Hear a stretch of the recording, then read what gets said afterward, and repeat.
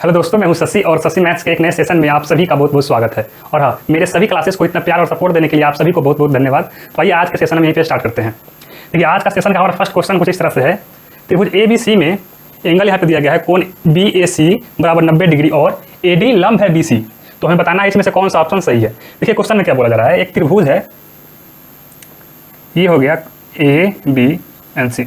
कोण ए का मान यहाँ पे 90 डिग्री दिया गया है, यानी कि ये वाला त्रिभुज समकोण त्रिभुज है। तो हम लोग ये जानते हैं कि समकोण त्रिभुज में जो लंब होता है, उसके ठीक सामने वाला भुजा को हम कर्ण कहते हैं, यानी कि इसको हम एच से डिनोट किया जाता है। और यहाँ पे एक और कंडीशन दिया गया है कि एडी लंब है बीसी पर, यानी कि ए और डी ये लंब है भुजा बीसी पर। तो यहाँ से क्या हो जाएगा, ये जब कर्ण है तो क्या होता है, कर्ण का स्क्वायर बराबर लंब का स्क्वायर प्लस आधार का स्क्वायर। तो यानी कि बीसी का स्क्वायर बराबर ए बी का स्क्वायर प्लस ए सी का स्क्वायर होगा। अच्छा जी, और हम यहाँ BC को क्या लिख सकते हैं, भुजा BC को हम लिख सकते हैं CD और प्लस CD प्लस BD का होल स्क्वायर। यहाँ पे होगा ना, हम भुजा BC को हम क्या लिख सकते हैं, CD और प्लस DB या फिर BD, इसका होल स्क्वायर बराबर यहाँ पे है AB। अब देखिए, यहाँ ये भुजा है AB, और अगर हम इस त्रिभुज की बात करें, त्रिभुज AD और B का, अगर हम त्रिभुज ADB में बात करें कि इस त्रिभुज की अगर हम बात करें तो ये वाला है एंगल 90 डिग्री, यानी कि ये वाला त्रिभुज भी त्रिभुज ADB ये भी एक समकोण त्रिभुज हो जाएगा, क्योंकि इसका एक एंगल 90 डिग्री का है। तो इसके ठीक सामने वाले भुजा को हम क्या बोलेंगे, कर्ण बोलेंगे। तो AB का स्क्वायर बराबर क्या हो जाएगा, AD का स्क्वायर प्लस BD का स्क्वायर। अरे भैया, यहाँ पर देखिए ना क्या है, ये जब कर्ण हो गया तो ये लंब होगा और ये आधार होगा। तो यानी कि कर्ण बराबर क्या होता है, कर्ण क्या है, AB है ना, AB का स्क्वायर बराबर AD का स्क्वायर प्लस BD का स्क्वायर होगा ना, क्योंकि ये वाला कर्ण है। तो कर्ण का स्क्वायर बराबर लंब का स्क्वायर प्लस आधार का स्क्वायर। पाइथागोरस थ्योरम से आप क्लास 10th में पढ़े भी होंगे इस थ्योरम को। अच्छा जी, अब यहाँ पे बात करते हैं। अब हम बात करते हैं त्रिभुज AD और C में, त्रिभुज AD और C में बात करते हैं। तो यहाँ देखिए, कोण D 90 डिग्री का है, ये कोण 90 डिग्री का है। तो ये वाला त्रिभुज यानी कि त्रिभुज AD और C, ये त्रिभुज भी समकोण त्रिभुज हो जाएगा। ये वाला त्रिभुज भी क्या हो जाएगा, समकोण त्रिभुज हो जाएगा। तो यहाँ पे जो लंब है उसके ठीक सामने वाले भुजा को हम क्या बोलेंगे, कर्ण बोलेंगे। यानी कि त्रिभुज ADC की अगर बात करें तो कर्ण क्या हो जाएगा, AC हो गया हमारा कर्ण, यानी कि H। तो कर्ण का स्क्वायर बराबर लंब का स्क्वायर प्लस आधार का स्क्वायर होगा। तो यहाँ पर हम AC की जगह AC का स्क्वायर यानी कि AC कर्ण का स्क्वायर बराबर क्या लिख सकते हैं, लंब का स्क्वायर यानी कि AD का स्क्वायर प्लस आधार यानी कि CD का स्क्वायर, आधार CD का स्क्वायर। यहाँ से देखिए अब ये क्या हो जाएगा, इसको हम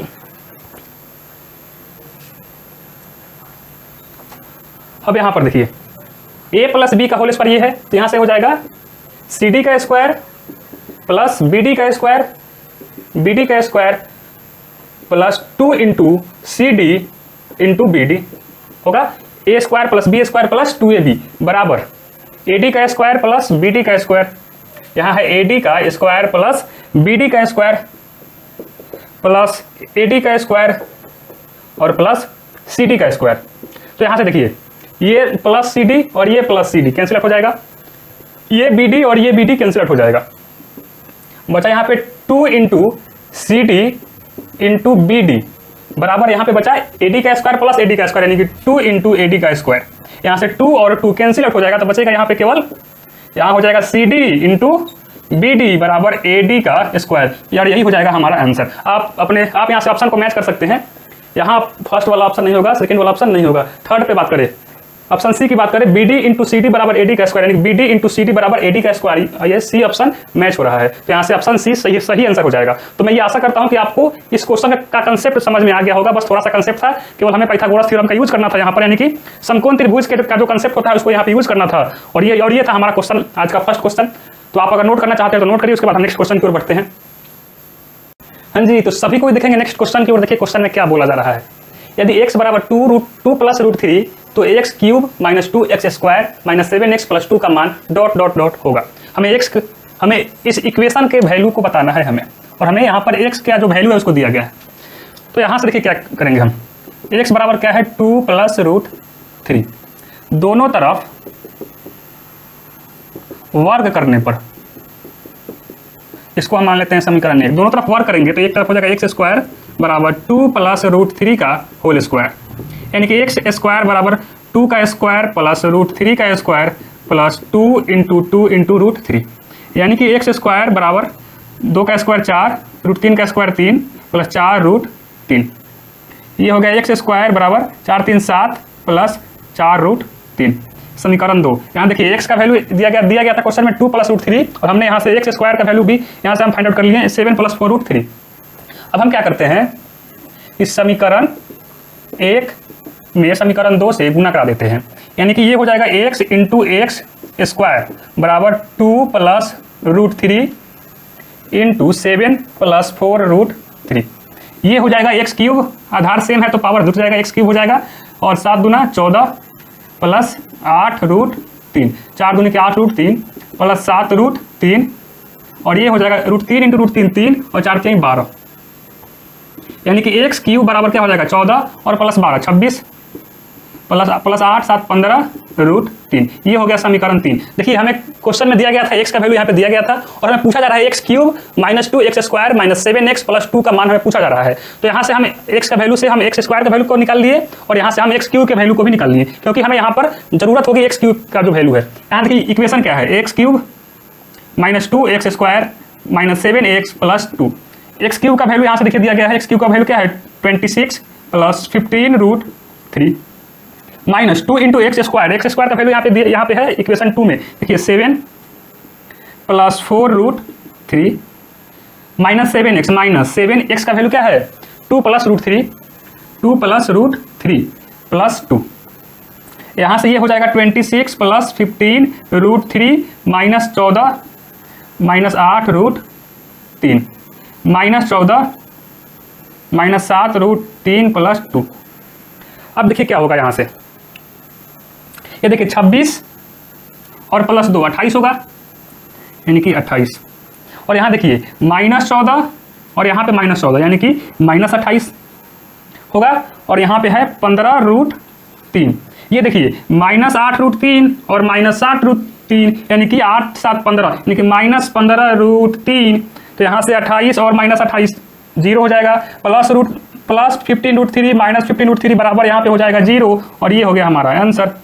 यानी कि यहाँ पर x का वैल्यू दिया गया था और हमें पूछा जा रहा था x³ - 2x स्क्वायर - 7x + 2 का वैल्यू, तो यहाँ से आंसर हमारा आया है 0 आंसर, जो कि सी ऑप्शन सही होगा यहाँ पर। तो आई होप आपको इस क्वेश्चन का जो कंसेप्ट था आपको समझ में आ गया होगा। तो आप इसको नोट करना चाहते हैं तो नोट कर लीजिए, तब तक हम नेक्स्ट क्वेश्चन की ओर बढ़ते हैं। हाँ जी, सभी कोई देखेंगे नेक्स्ट क्वेश्चन की ओर। देखिए क्वेश्चन में क्या बोला जा रहा है, नीचे 3 आकृतियां दी गई हैं। यहाँ पर एक आकृति है, देखिए आमने सामने का भुजा बराबर है, यानी कि आयत है, एक फर्स्ट वाला आयत है, सभी भुजा बराबर है यानी कि वर्ग है, सेकंड वाला वर्ग है। इस त्रिभुज की बात करें तो यहाँ पर एक इसका एंगल 90 डिग्री के बराबर है, यानी कि ये एक समकोण त्रिभुज है, समकोण त्रिभुज है। निम्नलिखित में कौन सा कथन सही है? तीनों आकृतियों के क्षेत्रफल भिन्न है। तो हम पहले तीनों आकृतियों के क्षेत्रफल निकाल लेते हैं। फर्स्ट का क्षेत्रफल क्या होगा, आयत है तो आयत क्षेत्रफल क्या होता है, लंबाई गुना चौड़ाई, यानी कि लंबाई है 9 और चौड़ाई है 4, यानी कि 36 वर्ग इकाई होगा। दूसरा वाला वर्ग है तो वर्ग का क्षेत्रफल क्या होता है, वर्ग का क्षेत्रफल होता है भुजा का स्क्वायर, यानी कि 6 का स्क्वायर बराबर 36 वर्ग इकाई होगा। समकोण त्रिभुज का क्षेत्रफल क्या होगा, 1/2 आधार गुना ऊंचाई। तो यहाँ पर ऊंचाई दिया गया है लेकिन आधार नहीं दिया गया है, तो हम पहले आधार निकाल लेंगे। आधार यानी कि b, बेस बराबर क्या होता है, कर्ण का स्क्वायर माइनस लंब का स्क्वायर। तो कर्ण का स्क्वायर क्या होगा, √145 का, b बराबर होगा √145 का होल स्क्वायर माइनस 9 का होल स्क्वायर। 145 का √145 का स्क्वायर क्या होगा, 145 माइनस 81, इसलिए b बराबर क्या हो जाएगा, b बराबर हो जाएगा यहाँ से 4, यहाँ से ये रूट ना होगा, b बराबर √5 में से 1 गया 4 और 14 में से 8 गया 6, यानी कि इसलिए b बराबर क्या हो जाएगा, आधार हो गया 8। तो यहाँ से थर्ड का क्षेत्रफल क्या हो जाएगा, समकोण त्रिभुज का क्षेत्रफल क्या होगा, 1/2 आधार यानी कि b 8 गुना ऊंचाई 9, यानी कि 4 दूनी 8 और 9 चौका 36, यानी कि थर्ड का भी क्षेत्रफल कितना आ गया, 36 वर्ग इकाई। तो यहाँ पर तीनों का तो क्षेत्रफल बराबर आ गया मेरे भैया। फर्स्ट का भी क्षेत्रफल कितना है, 36 वर्ग इकाई, वर्ग का भी क्षेत्रफल है 36 वर्ग इकाई, और समकोण त्रिभुज का भी क्षेत्रफल है 36 वर्ग इकाई। तो फर्स्ट वाला तो गलत हो गया। सेकंड के देखिए क्या है, तीनों ही आकृतियों के क्षेत्रफल समान है, सही बात है।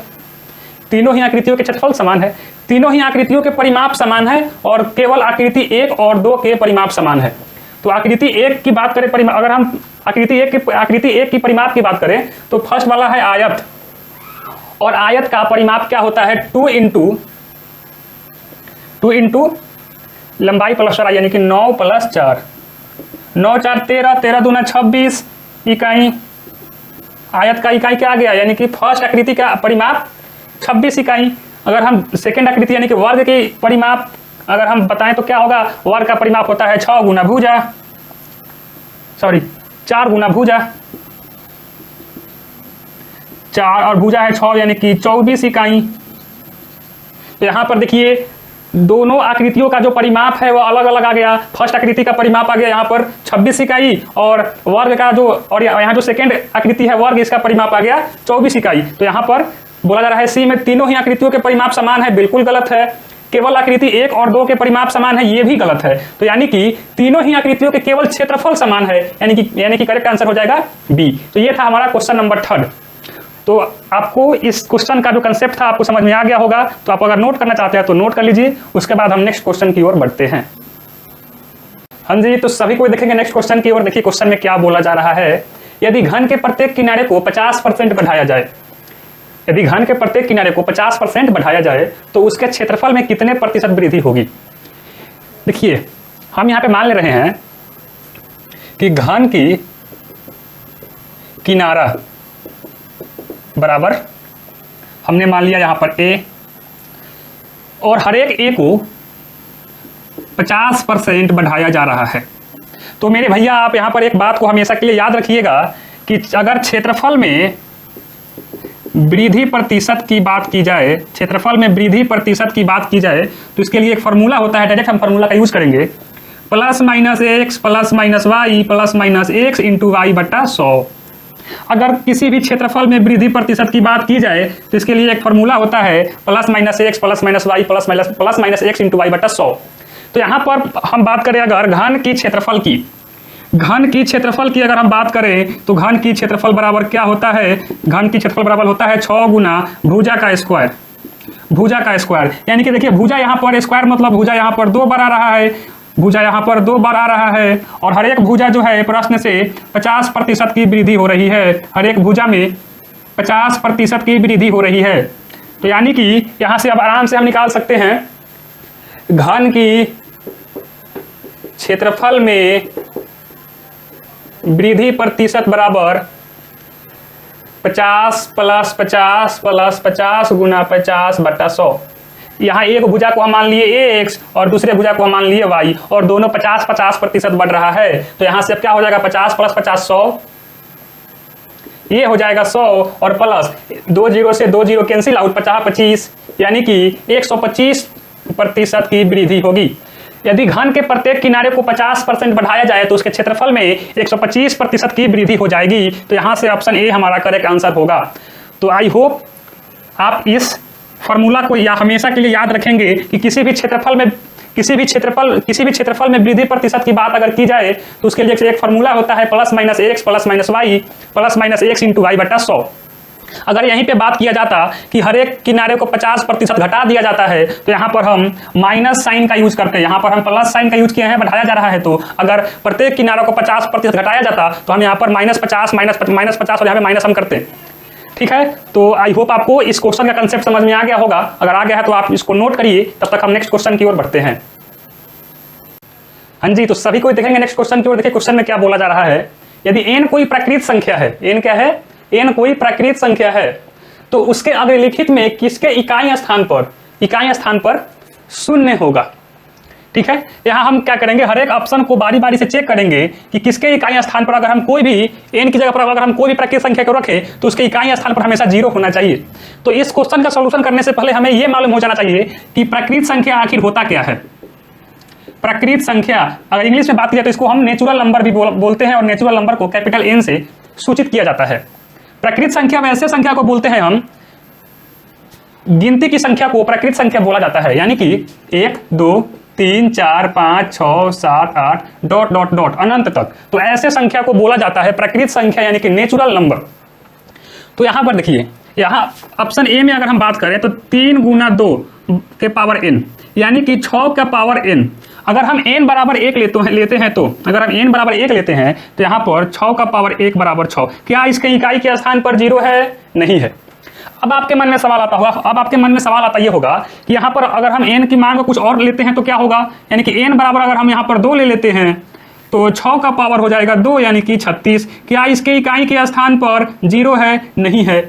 तो कभी भी 6 के पावर n और जहाँ n एक प्राकृतिक संख्या होगा तो ये कभी भी इसके इकाई के स्थान पर 0 नहीं होगा। अभी मैं आपको आगे चल के कुछ बताऊंगा कि कब किसी भी संख्या के पावर अगर n है और n प्राकृतिक संख्या है तो उसके इकाई के स्थान पर कब 0 होगा, उसका कंडीशन क्या है मैं आपको बताऊंगा। यहाँ देखिए क्या है, b की अगर हम बात करें तो b में है 3 गुना 5 के पावर n, यानी कि 15 का पावर n।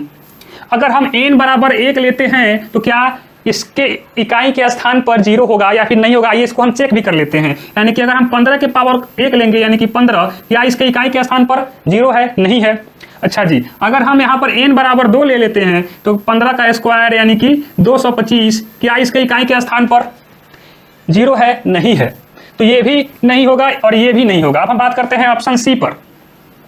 ऑप्शन सी में है 2 गुना 5 का पावर n, यानी कि 10 का पावर n। अगर हम n बराबर 1 ले लेते हैं तो 10 का पावर 1 बराबर 10। क्या इसके इकाई के स्थान पर 0 है? हाँ जी बिल्कुल है, 10 के इकाई के स्थान पर 0 है।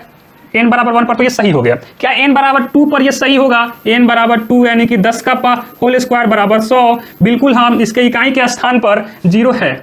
अगर हम n बराबर 3 ले लेते हैं तो हो जाएगा 10 के पावर 3 यानी कि 1000। क्या इसके इकाई के स्थान पर 0 है? हाँ जी, यहाँ पर इकाई के स्थान पर 0 है। तो ये ऑप्शन सी तो हमें सही लग रहा है, लेकिन इसका कंडीशन क्या है कि किसी भी नंबर के पावर n अगर ले रहे हैं और n एक प्राकृतिक संख्या है तो उसके इकाई के स्थान पर 0 होने की क्या कंडीशन है उसको मैं अभी आपको बताने वाला हूँ। अभी हम पहले सभी ऑप्शन को बारी बारी से चेक कर लेते हैं। अगर हम ऑप्शन डी की बात करते हैं तो यहाँ है 6 गुना 2 का पावर n, यानी कि 12 का पावर n। अगर हम n बराबर 1 पुट करते हैं तो हो जाएगा 12 का पावर 1 यानी कि 12। क्या यहाँ पर इकाई के स्थान पर 0 है? नहीं है, यहाँ पर इकाई के स्थान पर 2 है। अगर हम n बराबर 2 पुट कर लेते हैं तो हो जाएगा 12 का स्क्वायर यानी कि 144। क्या इसके इकाई के स्थान पर 0 है? नहीं है, यहाँ पर इकाई के स्थान पर 4 है। तो यहाँ पर डी ऑप्शन भी नहीं होगा, यहाँ पर सी ऑप्शन सही हो जाएगा। हाँ जी, तो आइए समझते हैं एक बार कि अगर कोई गुणनखंड है और उसका पावर कोई प्राकृतिक संख्या है तो उसकी इकाई के अंक पर 0 होने की क्या कंडीशन है, इसके बारे में हम एक बार समझते हैं। देखिए, अगर यहाँ पर 3 गुना 5 का पावर n अगर है तो क्या इसके इकाई के स्थान पर 0 होगा या फिर नहीं होगा, इसका कंडीशन क्या है इसको हम देख लेते हैं। देखिए, प्राकृतिक संख्या होता है 1 2 3 4 5 6 7 8 9 10 11 12 एंड सो ऑन। आपको जहां तक गिनती आती है वह सब एक प्राकृतिक संख्या है। तो यानी कि अगर हम 3 गुना 5 यानी कि 15, अगर हम n बराबर 1 पुट करते हैं तो यहाँ पे हो जाएगा 1, यानी कि 15 का पावर 1 बराबर 15। तो क्या इसके इकाई के स्थान पर 0 है? नहीं है। तो यानी कि 3 गुना 5 का पावर n कभी भी इसके इकाई के स्थान पर 0 नहीं होगा, जहाँ n एक क्या है? प्राकृतिक संख्या है। तो कब होगा इकाई के स्थान पर 0, इसका कंडीशन क्या है इसके बारे में समझते हैं। देखिए, अगर किसी गुणनखंड में 1 बार 2 और 1 बार 5 हो, अगर किसी गुणनखंड में 1 बार 2 और 1 बार 5 हो और इसका पावर अगर कोई नेचुरल नंबर हो तो इसके इकाई के स्थान पर 1 0 होगा। तो इसके इकाई के स्थान पर 1 0 होगा, यानी कि अगर हम n बराबर 1 पुट करते हैं तो ये हो जाएगा 10 के पावर 1 यानी कि 10। इसके इकाई के स्थान पर 1 0 होगा। अगर 2 1 बार और 5 1 बार अगर कोई गुणनखंड में है तो इसके इकाई के स्थान पर 1 0 होगा। लेकिन वही अगर 2 2 बार हो गुणनखंड में और 5 2 बार हो और इसका पावर अगर हम n रखते हैं, जहां n बराबर 1 अगर हम पुट कर लेते हैं तो इसके इकाई, तो जब हम इस गुणनखंड को सिंप्लीफाई करेंगे तो इसके इकाई के स्थान पर, इस गुणनखंड में 2 0 होगा। इकाई के स्थान पर 0 तो होगा ही, लेकिन उस गुणनखंड को जब हम सिंप्लीफाई करेंगे तो उसमें इकाई के स्थान पर भी और दहाई के स्थान पर भी 0 होगा। देखिए कैसे, ये तो हो गया 4 गुना 25 यानी कि 25 के पावर 1 25 चौका 100। मैंने अभी आपसे बताया है कि इस गुणनखंड में इस गुणनखंड को जब हम सिंप्लीफाई करेंगे तो इसके इकाई स्थान पर 0 तो होगा ही, ये तो डेफिनेटली होगा। लेकिन क्योंकि यहाँ पर 2 बार 2 है और 5 2 बार है तो इसके सिंप्लीफाई में जब हम इसको सॉल्व करेंगे तो इसमें 2 जीरो होगा, यानी कि इकाई के स्थान पर भी जीरो होगा और दहाई के स्थान पर भी जीरो होगा। अगर ऐसे ही अगर हम बात करें कि अगर किसी गुणनखंड में 3 बार 2 है और 5 भी 3 बार है और इसका पावर एक प्राकृत संख्या है जहां n बराबर अगर हम 1 पुट करते हैं तो इसके इकाई के स्थान पर जीरो तो हमेशा होगा। जब भी किसी गुणनखंड में 2 और 5 का पेयर हो तो उसके इकाई के स्थान पर जीरो तो डेफिनेटली होगा। और एक और बात कि जितना बार 2 हो उतना ही बार 3 हो, तो यहाँ पर देखिए इसके इकाई के स्थान पर जीरो तो होगा और इसके साथ साथ जब हम इसको सरल करेंगे तो यहाँ पर तो इसके सिंप्लीफाई करने के बाद इसमें 3 को जीरो होगा, यानी कि इकाई के स्थान पर भी जीरो होगा, दहाई के स्थान पर भी जीरो होगा और सैकड़ा के स्थान पर भी जीरो होगा। आप यहाँ पर चेक भी कर सकते हैं, यहाँ पे 8 और गुना 125 का पावर 125 हो जाएगा 1000 होगा, 125 8 1000। तो आप यहाँ पर चेक करिए इकाई के स्थान पर तो जीरो हमेशा होगा क्योंकि 2 और 5 का पेयर है गुणनखंड में, और चूंकि यहाँ पर 2 बार 2 है और 3 बार 2 है और 5 भी 3 बार है तो यहाँ पर 3 को जीरो होगा। यहाँ पर आप देख सकते हैं इकाई के स्थान पर भी जीरो होगा, दहाई के स्थान पर भी जीरो होगा और सैकड़ा के स्थान पर भी जीरो होगा। तो यही कंसेप्ट है कि किसी भी गुणनखंड के इकाई के स्थान पर कब जीरो होगा कब जीरो नहीं होगा, उसका कंसेप्ट क्या था अभी मैंने आपको यहाँ पर डिटेल में बता दिया। तो आई होप आपको समझ में आ गया होगा, अगर आ गया है तो इसको भी आप नोट कर सकते हैं साथ में साथ। तो आइए अब हम नेक्स्ट क्वेश्चन की ओर बढ़ते हैं। हाँ जी, सभी कोई देखेंगे नेक्स्ट क्वेश्चन की ओर। देखिए क्वेश्चन में क्या बोला जा रहा है। सबसे छोटी अभाज्य संख्या, सबसे छोटी अभाज्य संख्या और सबसे छोटी भाज्य संख्या के मौसा और लसा के गुणनफल है। तो हम बात करते हैं, पहले ये जान लेते हैं हम कि अभाज्य संख्या किसे बोला जाता है और भाज्य संख्या किसे बोला जाता है, तब ना हम इसका मौसा और लसा का गुणनफल निकाल पाएंगे। देखिए अभाज्य संख्या वैसे संख्या को बोला जाता है कि ऐसा प्राकृत संख्या जो 1 से बड़ा हो, जो 1 से बड़ा हो और या तो वह खुद के पहरा में आए या फिर 1 के पहरा में आए, इसके अलावा वह किसी के पहरा में ना आए। जैसे अगर हम बात करें 11 की, तो हम लोग जानते हैं कि 11 या तो केवल 1 के यानी कि 1 के पहरा में आएगा या फिर केवल 11 के ही पहरा में आएगा, इसके अलावा 11 और किसी के पहरा में नहीं आएगा। तो 11 एक अभाज्य संख्या हो जाएगा, 11 एक अभाज्य संख्या हो जाएगा।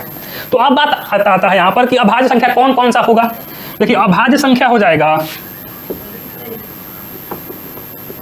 अभाज्य संख्या ऐसा प्राकृत संख्या जो 1 से बड़ा हो, यानी कि 1 को छोड़कर प्राकृत संख्या ऐसा हम लेंगे जो या तो 1 के पहरा में आए या फिर खुद के पहरा में आए। तो अगर हम 2 की बात करें तो 2 एक अभाज्य संख्या है। आप यहाँ पर चेक करो कंडीशन, 2 जो है या तो 1 के पहरा में आएगा या फिर 2 के पहरा में आएगा। 2 1 और 2 के अलावा और किसी के पहरा में नहीं आएगा तो 2 एक अभाज्य संख्या हो जाएगा। 3 भी एक अभाज्य संख्या है क्योंकि 3 या तो 1 के पहरा में आएगा या फिर खुद के ही पहरा में आएगा। 4 अभाज्य संख्या है या फिर नहीं, हम चेक कर लेते हैं। देखिए 4 1 से तो बड़ा है, ये पहला कंडीशन को फुलफिल कर रहा है, लेकिन 4 1 के पहरा में आएगा, 4 के पहरा में आएगा और 4 2 के भी पहरा में आ जाएगा, इसलिए 4 एक अभाज्य संख्या नहीं होगा। लेकिन 5 एक अभाज्य संख्या हो जाएगा, 6 नहीं होगा, 7 हो जाएगा, 8 नहीं होगा, 9 भी नहीं होगा। 9 भी 1 के पहरा में आएगा, 9 के पहरा में आएगा और इसके साथ साथ 3 के भी पहरा में आ जाता है 9, इसलिए 9 एक अभाज्य संख्या नहीं है। 10 भी नहीं है, 11 है, 12 नहीं है, 13 है, 14 नहीं है, 15 नहीं है, 16 नहीं है, 17 है, 18 नहीं है, 19 है, 20 नहीं है, 21 नहीं है, 22 नहीं है, लेकिन 23 है। तो ऐसे ही बढ़ते चला जाएगा अभाज्य संख्या। अब हम बात करते हैं कि भाज्य संख्या किसे बोला जाता है।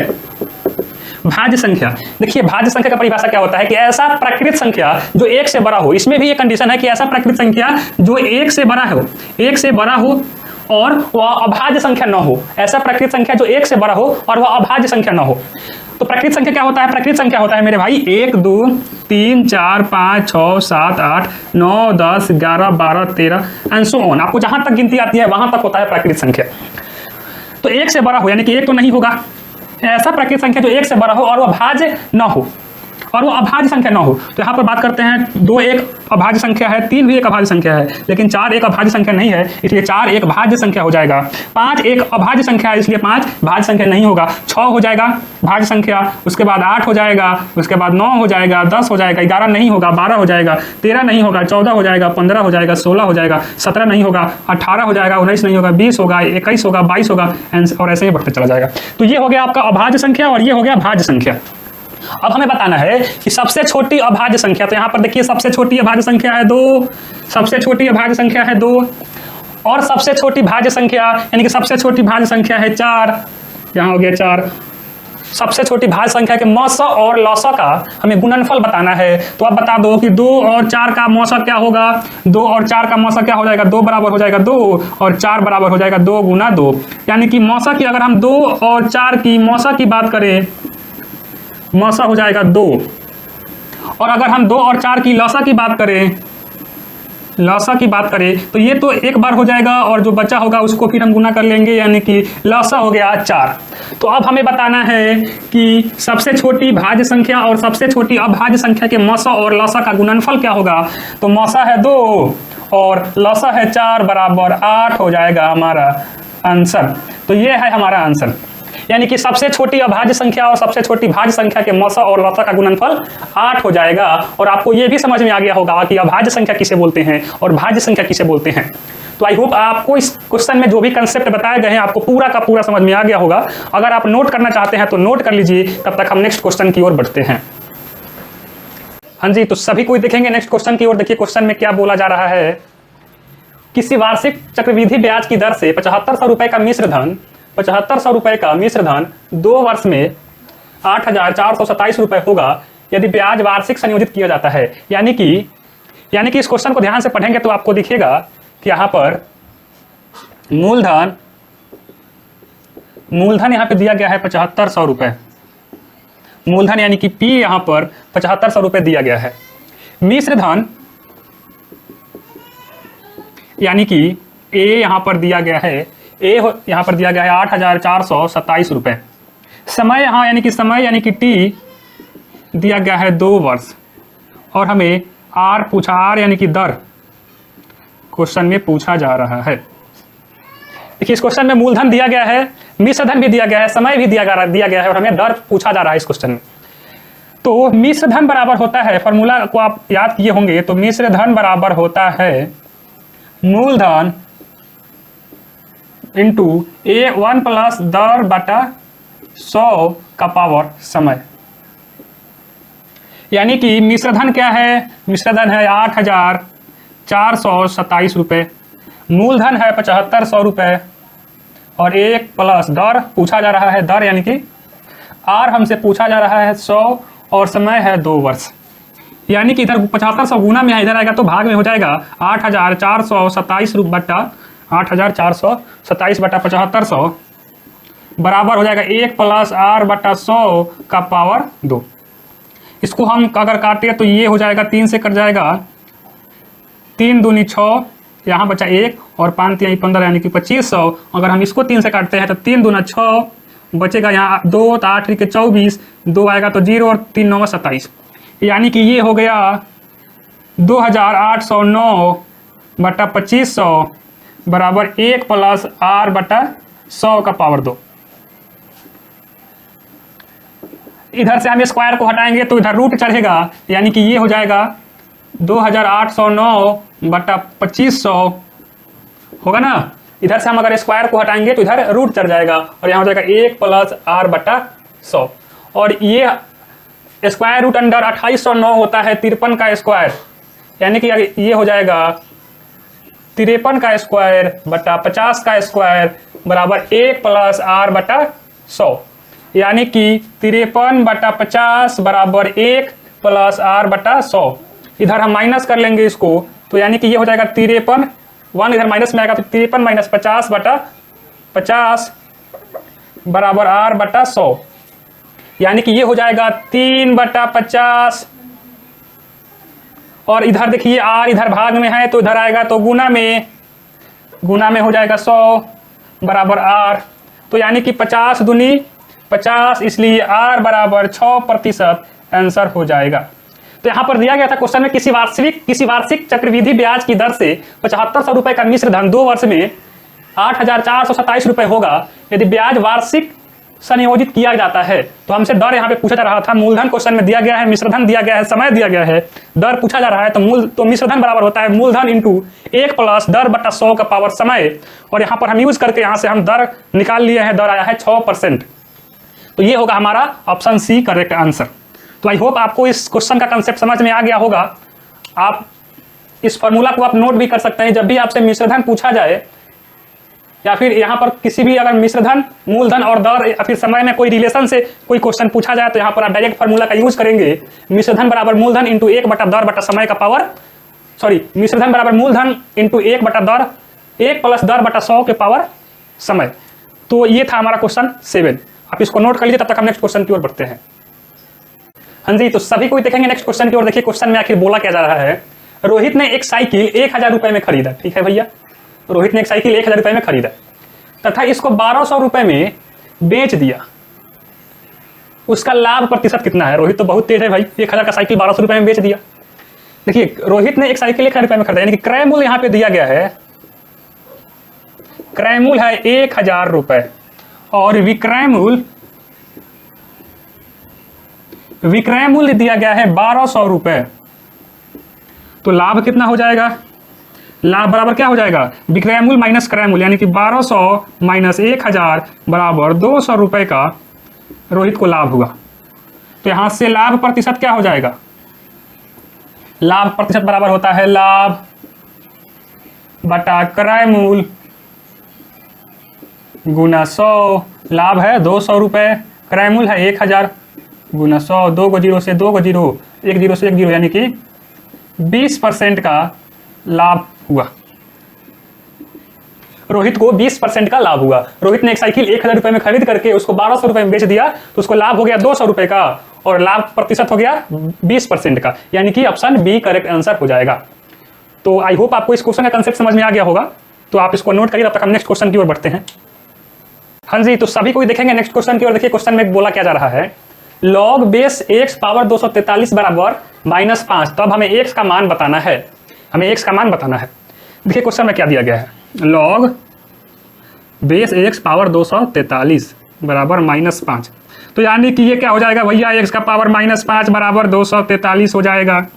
अब देखिए अंश में जो है पावर निगेटिव में है, तो इसको हम क्या कर सकते हैं, x बटा x का पावर 5 कर सकते हैं बराबर 243, यानी कि x का पावर 5 बराबर 1 बटा 243 हो जाएगा। अब हम क्या करते हैं, 243 का फैक्टर कर लेते हैं हम। 3 से कट जाएगा, 8 के 24, 3 एकम 3, 3 से 3 दूनी 6 और 7 के 21, 3 से 9 तिया 27 और 3 3 9, यानी कि 243 बराबर 3 गुना 3 गुना 3 गुना 3 गुना 3, यानी कि 243 बराबर 3 का पावर 5। ठीक है, उसके बाद यहाँ से हो जाएगा x का पावर 5 बराबर 1 बटा 243 नहीं 3 का पावर 5, यानी कि x के पावर 5 बराबर 1 बटा 3 का पावर 5 करें तो कोई वैल्यू में चेंज होने वाला नहीं है। इसलिए क्या हो जाएगा भैया, देखिए पावर दोनों का सेम है, पावर दोनों का सेम है, तो x बराबर क्या हो जाएगा, x बराबर हो जाएगा 1 बटा 3 आंसर। दोनों तरफ पावर सेम है तो यहाँ पर बेस भी बराबर हो जाएगा, यानी कि x बराबर 1 बटा 3 आंसर हो जाएगा। तो ये था हमारा क्वेश्चन नंबर 9। तो आप इसको नोट करिए, तब तक हम नेक्स्ट क्वेश्चन की ओर बढ़ते हैं। हाँ जी, तो सभी कोई देखेंगे नेक्स्ट क्वेश्चन की ओर। देखिए क्वेश्चन में क्या बोला जा रहा है, यदि a अनुपात b बराबर 2:3 हो और b अनुपात c बराबर 4:5 हो तो हमें a अनुपात b अनुपात c का मान बताना है। क्वेश्चन में क्या बोला जा रहा है कि a अनुपात b बराबर 2:3 और b अनुपात c बराबर 4:5, तो हमें a अनुपात b अनुपात c का मान बताना है। तो यहाँ देखिए a के साथ जब b है, यानी कि a अनुपात b है, तो यहाँ पर b का जो मान है अलग कुछ अलग है, और यहाँ देखिए b जब c के साथ है, यानी कि b अनुपात c है, तो यहाँ पर b का मान कुछ अलग है। तो हम क्या करते हैं, और b इन दोनों के साथ है, b जो है a के साथ भी है और c के साथ भी है, तो हम पहले क्या कर लेते हैं कि b के जो मान का अनुपात है उसको हम एक बराबर कर लेते हैं। और एक बराबर करने के लिए क्या किया जाता है, यहाँ हम क्या करते हैं, इस वाले में हम 3 से गुना करा देते हैं और इस वाले में हम 4 से गुना करा लेते हैं। इस वाले अनुपात में हम 4 से गुना कराएंगे और ये वाले अनुपात में हम 3 से गुना करा लेते हैं। तो यहाँ से b के जो अनुपात का जो मान है वह दोनों जगह बराबर हो जाएगा। तो यहाँ से अब जब हम कराएंगे गुना तो क्या हो जाएगा, a अनुपात b बराबर क्या हो जाएगा, इसमें हम 4 से गुना कराएंगे तो दोनों में ना कराएंगे, 4 दूनी 8 अनुपात 4 तिहाई 12, और यहाँ से b अनुपात c बराबर क्या हो जाएगा, 4 तिहाई 12 इंटू 4 तिहाई 12 अनुपात 5 तिहाई 15। अब देखिए दोनों जगह b के मान जो है बराबर हो गया, इसलिए a अनुपात b अनुपात c बराबर क्या हो जाएगा 8 अनुपात b 2 बार है तो हम 1 बार ही लिखेंगे, तो यहाँ पे 12 अनुपात 15, यानी कि a अनुपात b अनुपात c बराबर 8 अनुपात 12 अनुपात 15। हमें क्वेश्चन में दिया गया था a अनुपात b बराबर 2 अनुपात 3 और b अनुपात c बराबर 4 अनुपात 5, तो हमें a अनुपात b अनुपात c का मान बताना था। तो मैं ये आशा करता हूं कि आपको इस क्वेश्चन का जो कंसेप्ट है आपको समझ में आ गया होगा। और हाँ, मेरे सभी क्लासेस को इतना प्यार देने के लिए आप सभी को तहे दिल से बहुत बहुत धन्यवाद। तो आज के लिए बस इतना ही, मिलते हैं अब हम नेक्स्ट क्लास में, तब तक के लिए थैंक यू वेरी मच।